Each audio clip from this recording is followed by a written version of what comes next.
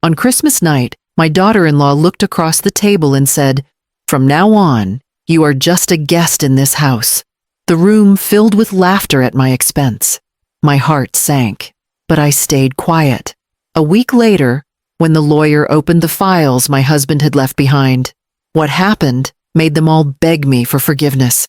Before I share what happened next, don't forget to subscribe to the channel and tell me in the comments where you're watching from. I love hearing your stories too. My name is Helen Ward, and I am 70 years old. For most of my life, this house has been my safe place. My late husband, Richard, and I bought it together when we were young. We raised our son David here, planted a garden in the backyard, and filled the walls with family photos and memories. Every corner of the house carries a piece of our story, and for me, it is not just a house, it is home. When Richard passed away, the silence inside these walls nearly broke me, but what kept me going was my family. David, my only son, visited often with his wife, Melissa, and their daughter, Emily. Emily was my sunshine. She would sit with me in the kitchen, help decorate for the holidays, and listen to my stories about her grandfather. She made me feel needed. Melissa, on the other hand, was different. At first she was polite, but over time she became colder. She wanted things her way, the meals, the decorations, even how Emily should spend her weekends. Slowly, she started replacing traditions Richard and I had built. I tried to stay quiet, telling myself that if David was happy, that was what mattered. But deep down, I noticed the shift. I felt less like the woman who once ran this house and more like a visitor in my own home.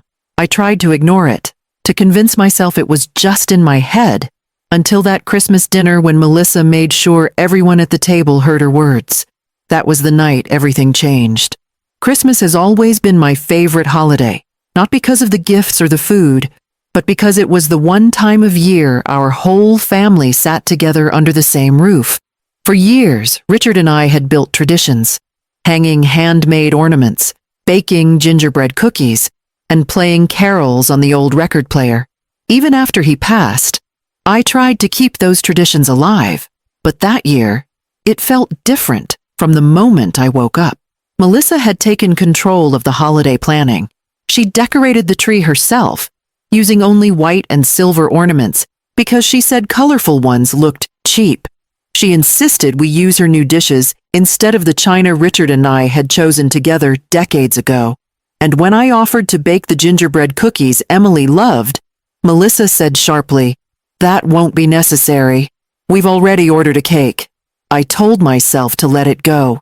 It was just one holiday, and I didn't want to ruin it with arguments. Still, I felt like a guest walking through my own kitchen, my own living room.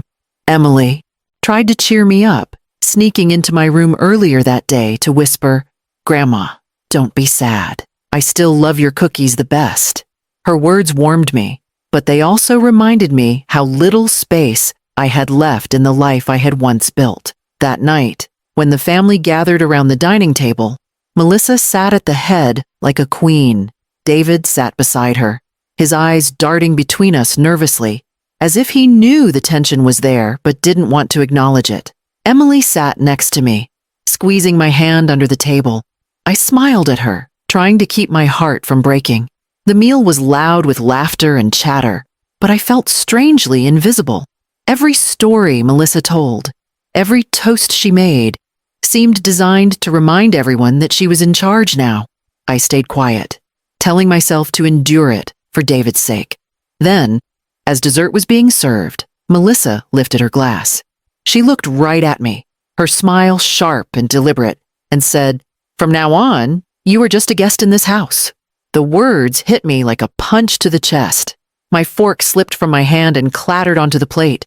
For a moment, I thought I had misheard her, but then I saw the smirk on her face and the way she leaned back, satisfied. The room went silent for half a second before laughter broke out. Some of the relatives chuckled nervously, as if they thought it was a harmless joke. Even David let out a weak laugh, though he quickly looked down at his plate, ashamed. Emily's eyes widened. She grabbed my hand and whispered, "Grandma, don't listen to her." But Melissa shot her a sharp glance, and Emily fell silent. I sat there, frozen, my heart pounding. My own daughter-in-law had stripped me of my place, and in front of everyone. I wanted to defend myself, to shout that this was my home, the house Richard and I had built, the walls that held our memories. But the words stuck in my throat. Instead, I forced a weak smile and lowered my eyes, pretending it didn't matter. Inside, I felt shattered. As the table erupted back into chatter, I sat quietly, hearing only Melissa's words repeating in my head. Just a guest? I thought about Richard, about how hard we had worked to make this house into a home. I thought about all the sacrifices I had made for David, how many years I had poured my heart into raising him, how much of myself I had given. And now I was being reduced to nothing more than a visitor, an intruder in the life I had built. That night, after everyone left, I sat alone in my room, staring at the framed wedding photo of Richard and me. Tears ran down my cheeks as I whispered, "Richard, what would you say if you were here?" I could almost hear his voice in my memory, steady and reassuring. "This is your home, as much as mine, Helen. Don't ever let anyone push you aside." The humiliation of that dinner left a wound I couldn't hide, but it also sparked something inside me, a quiet fire. Melissa thought I had no power left, that I was too old and too weak to matter. But she didn't know everything Richard had prepared before he passed. She didn't know that the very house she claimed as hers was still tied to me in ways she couldn't imagine. At that moment, I didn't yet know how it would all unfold, but I knew one thing for certain. Melissa's cruel words would not be the final truth of my story. In the days that followed Christmas, the echo of Melissa's words stayed with me. "From now on, you are just a guest in this house." I replayed it in my mind while washing dishes, folding laundry, even as I tried to sleep at night. It wasn't only the insult, it was the way she said it, so certain that I was powerless, so sure that no one would dare defend me. And perhaps she was right in that moment. David stayed silent. Emily tried to comfort me but was quickly hushed. The others laughed it off as though it were a joke. I sat alone with the sting of it. But while Melissa thought she had stripped me of my place, she had no idea of the promise Richard made to me years earlier. He had been a careful man, always planning ahead. Shortly before he passed, we had met with our family lawyer, Mr. Grant. Richard wanted to make sure I would be protected no matter what. He insisted that the house remain under my ownership and that key assets be placed in my name. "This way, Helen," he told me, holding my hand firmly. "No one will ever make you feel like a stranger in your own home." At the time, I had brushed off his worries. But now, sitting in the quiet after Christmas, his foresight became my lifeline. I decided that silence was no longer an option. Melissa believed her words had cut me down, but what she didn't realize was that I had been holding back out of patience and love for my family. Now I understood that patience was being mistaken for weakness.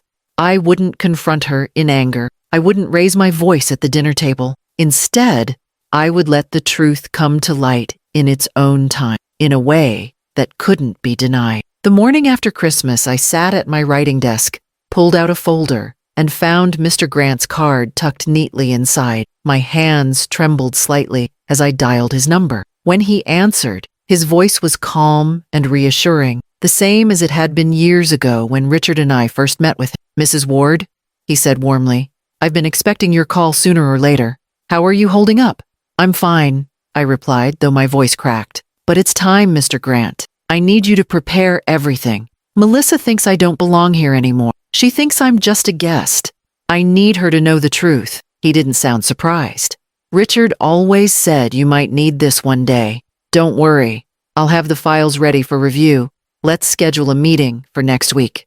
After hanging up, I felt a wave of relief. For the first time since that humiliating dinner, I felt like I had control again.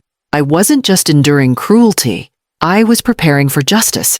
Over the next few days, I carried myself with quiet dignity. Melissa continued her sharp remarks, treating me like an afterthought in the home, but I didn't respond. I simply smiled, nodded, and let her believe she had won. Inside, I was calm, knowing what was coming. David avoided the subject of Christmas altogether. I could see the guilt in his eyes when he looked at me, but he never spoke up. I wanted so badly to shake him and say, "You're my son. You should defend me." But I held my tongue. I knew soon enough he would see everything clearly. Emily, sweet as always, remained my comfort. One evening, she came to my room with a plate of cookies she had baked herself. "Grandma," she whispered, "I'm sorry Mom was mean to you. You don't deserve it. This is your home too." I hugged her tightly, tears pricking my eyes, and whispered back, "Thank you, darling. One day, very soon, the truth will come out." The night before the meeting at the lawyer's office, I sat quietly by the fireplace, holding Richard's photo in my hands. "You always knew, didn't you?" I whispered. "You knew they might try to push me aside. Thank you for protecting me, even after you were gone." My tears fell onto the glass frame, but this time they weren't tears of humiliation. They were tears of strength, of love, and of resolve. When the morning of the meeting finally arrived, I dressed with care. I chose a navy blue dress Richard had always admired, simple pearl earrings, and a warm coat. I wanted to walk into that office not as a defeated old woman, but as someone who carried dignity and truth with her. Melissa walked into the lawyer's office with her usual confidence, her heels clicking against the floor, David trailing behind her. Emily gave me a quick smile from across the room, her eyes sparkling with hope. Mr. Grant greeted us all politely before opening the folder on his desk. As I sat down in that room, my heart beat steadily. This was the moment I had been waiting for.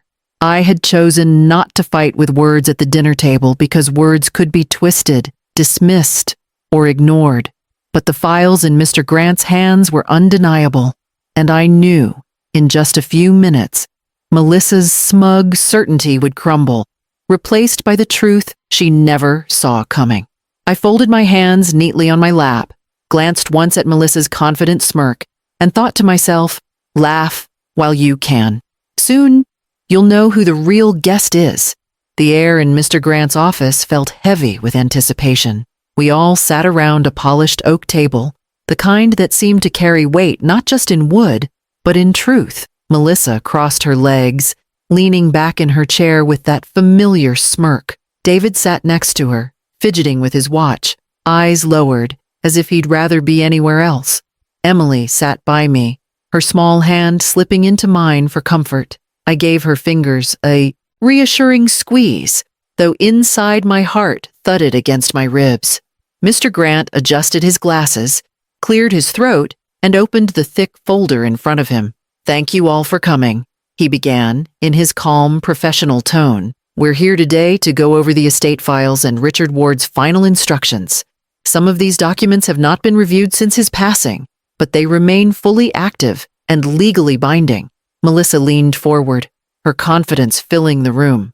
"Yes, let's get this over with. We've been running this house for years now, so I assume this is just a formality."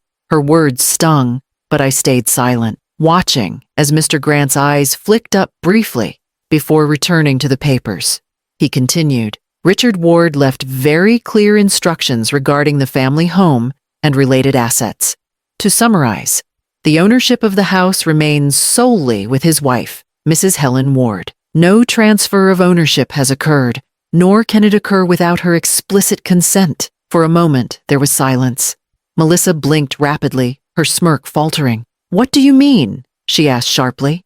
"David and I live there. That house is ours." Mr. Grant shook his head gently. "Legally, no.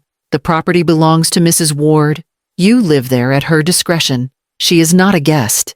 She is the owner." Melissa's face turned red, and she let out a forced laugh. "That can't be right. There must be a mistake." But Mr. Grant wasn't finished. He flipped to another section of the file and read aloud. "Richard also left specific financial accounts and investments under Mrs. Ward's name, ensuring her independence and authority. Additionally, he noted that the home should remain in her control until such a time as she chooses otherwise." He looked up again, his tone firm. "There is no mistake. Richard Ward took every precaution to protect his wife's place in that home." The room shifted in an instant. Melissa's confidence cracked, replaced by disbelief and growing anger. She turned to David, hissing, "Did you know about this?" David's face drained of color. He shook his head quickly, his voice small. No, I didn't. I looked at my son, my heart heavy. His silence at Christmas still burned in my memory, but seeing him now, small, ashamed, caught between his wife's fury and his mother's dignity, I felt pity as well as hurt. Emily leaned closer to me, whispering, I knew Grandpa wouldn't forget you. Her words were soft, but they pierced through the tension, reminding me of the love still alive in our family. Melissa slapped her hand on the table, her voice rising. This is ridiculous. She doesn't even do anything in that house anymore. I've been the one keeping things together. Finally, I spoke. My voice was steady, though my hands trembled slightly under the table. Melissa, you may have taken over the meals and the decorations, but that house was never yours to take. Richard and I built it together. Every brick, every picture on the wall, every memory inside it belongs to the life we created. You told me I was just a guest, but you were wrong. I was there before you, and I'll be there as long as I choose. The room went silent. David looked at me with tears forming in his eyes. For years I had held back, biting my tongue for the sake of peace. Now, at last, the truth was undeniable. Mr. Grant closed the folder with a decisive snap. The matter is settled. Legally and morally, Mrs. Ward's place in that home is secured. Melissa's face crumpled, her arrogance replaced by desperation. She turned to me, her voice trembling. Helen, I didn't mean it the way it sounded. I raised my hand gently, stopping her mid-sentence. Melissa, you laughed while you stripped me of my dignity in front of the family. You wanted me to feel small, to believe I no longer mattered. But Richard knew me better. He knew I mattered. And now you know it too. David finally spoke, his voice breaking. Mom, I'm so sorry. I should have defended you. I should never have let her treat you that way. Tears welled in my eyes, not from sadness, but from a mixture of relief and validation. For the first time in years, my son acknowledged what I had endured. Melissa sank back in her chair, silent, her power slipping away as quickly as it had come. Emily's hand tightened in mine, and when I glanced down, I saw her smiling through her own tears. That day in Mr. Grant's office was the turning point I had waited for, not because of the property or the assets, but because the truth had finally spoken louder than Melissa's cruelty. She had called me a guest, but in that room, with the law on my side and my family's eyes finally open, I reclaimed my rightful place, not just in the house, but in their hearts. Walking out of Mr. Grant's office that day, I felt lighter than I had in years. The winter air was crisp against my cheeks, and for the first time since Christmas night, I breathed deeply, unafraid of what tomorrow might bring. Melissa trailed behind us, silent and pale, her usual sharpness gone. David walked at my side, his shoulders slumped with guilt, while Emily practically skipped, her eyes shining with quiet triumph. That evening, back at the house, the silence was thick. Melissa disappeared upstairs without a word, her heels clicking heavily on the steps. David lingered in the kitchen he shifted awkwardly, then finally looked me in the eye. Mom, he said softly, I let you down. I laughed when she humiliated you, and I didn't stop her. I thought keeping the peace was the best choice, but I see now it hurt you more than anything. His voice cracked, and he reached for my hand. I don't deserve your forgiveness, but I need you to know how sorry I am. Tears pricked my eyes, but this time they weren't born of sadness. David, I said, squeezing his hand, you're my son. I raised you to be kind, and I know your heart, but silence can wound as much as words. Promise me you'll never let fear of conflict stop you from standing up for what's right. He nodded, his eyes glistening. In that moment, I saw not just my son, but the little boy who once clung to my hand when he was scared. My heart softened. I forgave him, not because he asked, but because holding on to bitterness would only chain me to the past. Emily joined us then, wrapping her arms around both of us. Grandma, she whispered, I knew Grandpa wouldn't let them treat you that way. He always said you were the heart of this family. Her words filled me with warmth, reminding me of Richard's foresight, his love reaching beyond the grave to protect me. Melissa stayed distant for several days. She spoke only when necessary, her voice stripped of its usual sharpness. I noticed how carefully she moved around me, no longer issuing commands or dismissing my presence. Pride still held her back from admitting her cruelty, but her behavior was different. She no longer called me a guest. She no longer claimed the house as hers. Respect, even if force, had taken root where arrogance once ruled. I didn't need her approval. What I needed was my dignity, and that had been restored. Each morning after, I brewed coffee in my own kitchen, without shame, without hesitation. I moved through the rooms of my home with pride, not as a visitor, but as a woman who had reclaimed her rightful place. In the weeks that followed, the family began to shift. David made more effort to spend time with me, helping with small chores, inviting me into conversations instead of leaving me on the sidelines. Emily blossomed with joy, eager to cook with me, to decorate the house together, to bring back the traditions Melissa had tried to erase.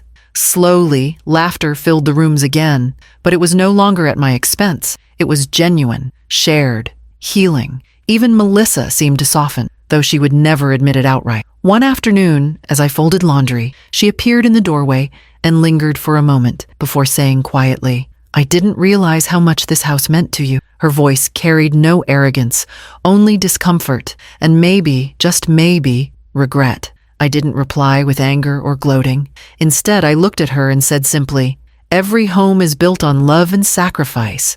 If you respect that, you'll never have to fight for your place in it." She nodded slightly and walked away. It wasn't an apology, but it was the closest I would get, and that was enough. The greatest lesson I carried from all of this was clear. Strength doesn't always come from shouting the loudest or striking back in anger. Sometimes it comes from patience, from waiting for the truth to speak for itself. Richard's love and foresight gave me the protection I needed, but it was my choice to stand in dignity that made the difference.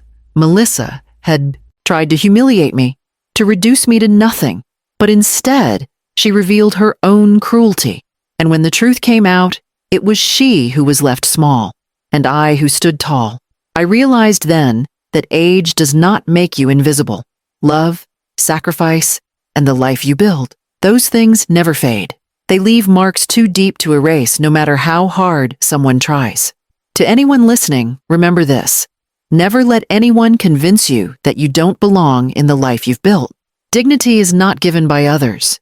It is claimed by you, and once you hold it, no one can take it away.